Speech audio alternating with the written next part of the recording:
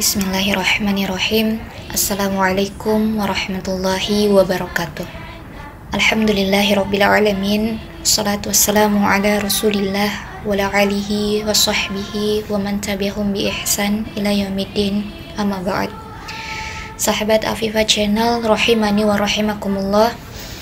Alhamdulillah, atas izin Allah Subhanahu wa ta'ala kembali bisa berkesempatan untuk menyapa teman-teman yang ada di platform YouTube ini. Sebenarnya sudah sangat lama mendiamkan channel ini, tentunya karena beberapa kondisi.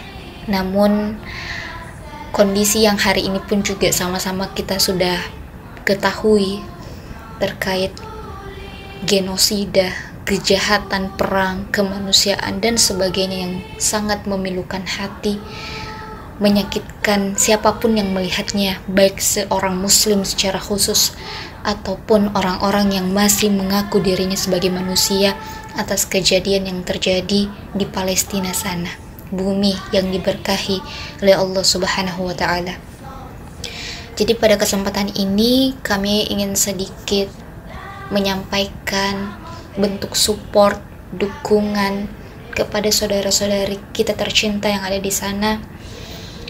Walaupun ya secara kuantitas tidak banyak yang mungkin bisa mendengarkan saya, mendengarkan suara yang saya mau sampaikan ini dengan jumlah subscriber yang tidak begitu banyak atau apapun itu dan seterusnya, namun setidaknya insya Allah kita punya hujah di hadapan Allah Subhanahu wa ta'ala bahwa kita tidak diam tatkala saudara-saudari kita sana diperlakukan dengan sangat keji, dan Allah amanahkan dengan jumlah subscriber yang sekitaran 100-an lebih ini. Ya, ini merupakan amanah yang kemudian insya Allah bisa saya lakukan, sampaikan melalui kesempatan ini insya Allah.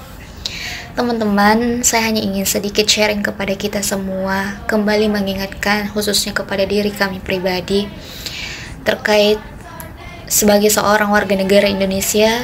Kita sudah sangat khatam pembukaan Undang-Undang Dasar 1945, partnya yang sungguh sangat pas dengan kondisi saat ini, bahwa sesungguhnya kemerdekaan itu adalah hak segala bangsa, dan oleh sebab itu maka penjajahan di atas dunia harus dihapuskan karena tidak sesuai dengan peri kemanusiaan dan peri keadilan. Ya, begitulah pembukaan Undang-Undang 45. Pernyataan awal cita-cita luhur Republik Indonesia yang paham betul menderitanya terjajah. Maka siapapun yang mendukung penjajah, dia tak layak menjadi Indonesia, bahkan bertentangan dengan fitrah manusia. Sayangnya nih ya, masih aja ada yang bertanya-tanya, haruskah kita membela Palestina? Sedihnya, masih ada yang ragu di sisi manakah dia harus berdiri.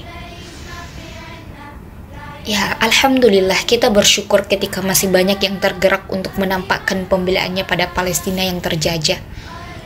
Hanya saja respon kita itu sekadar merasa kasihan terhadap syuhada yang berguguran, menangisi jasad dan reruntuhan, lalu melupakan di rentan waktu yang kembali tenang.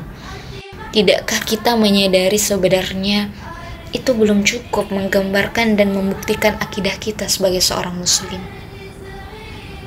Teman-teman, kita memahami bersama bahwa ini adalah krisis kemanusiaan. Tapi krisis yang terjadi di Palestina, tolong kita tidak hanya memandang sebagai krisis kemanusiaan saja ketika kita mengakui dan memposisikan diri sebagai seorang muslim. Tapi ini juga merupakan krisis akidah. Kita, kaum muslimin di seluruh dunia, kemungkinan besarnya hanya bereaksi terhadap serangan-serangan yang menimpa, hanya terbakar oleh orasi-orasi penyemangat dan penyadaran yang sifatnya hanya sementara. Seolah nih ya, kepedulian kita terhadap Masjidil Aqsa membutuhkan momentum atau menunggu pemantik. sedihnya, pemantik itu terkadang adalah syahidnya ratusan nyawa, anak-anak dan wanita, runtuhnya bangunan, ceceran darah dan daging yang di jalanan, serta terinjak-injaknya kehormatan Masjidil Aqsa oleh kaki-kaki kotor tentara Zionis la'anatullah. Saudariku, kita lihat bagaimana dengan lantangnya orang-orang yang berada di Gaza. Seorang ibu memenuhi langit Gaza yang baru saja kehilangan anaknya setelah dibombardir oleh Zionis. Di Baitul Maqdis sendiri, seorang pemuda kehilangan satu matanya setelah menjadi penyerangan besar-besaran oleh Zionis ke Masjidil Aqsa. Dan dengan gagah dia berikrar, akan kuberikan satu mataku lagi untuk Al-Aqsa. Lihat mengapa mereka begitu gigih berjuang mempertahankan tanah Palestina. Mengapa tidak berhenti saja lalu kemudian hidup damai? Kira-kira kenapa ya? Ya karena di Palestina ada amanah Masjidil Aqsa, teman-teman sekalian. Semuanya tentang Aqsa, tanah suci kita yang tertawan. Maka konflik Palestina bukanlah tentang perseteruan antara dua bangsa atau negara saja. Masjidil Aqsa adalah lambang kehormatan Islam. Sebagaimana kita bersama menjaga kesucian tanah suci kita di Mekah dan Madinah, demikian pula lah kita wajib menjaga kesucian tanah Baitul Maqdis. Ya, kita, bukan hanya mereka. Bumi Isra Mi'raj itu sedang memanggil kita. Kiblat pertama itu sedang menyeru kita. Dan tanah berkah itu tengah basah oleh darah dan air mata, menangis menunggu kita. Ibaratnya ia berkata, "Di mana kalian para pewarisku? Di mana kalian?"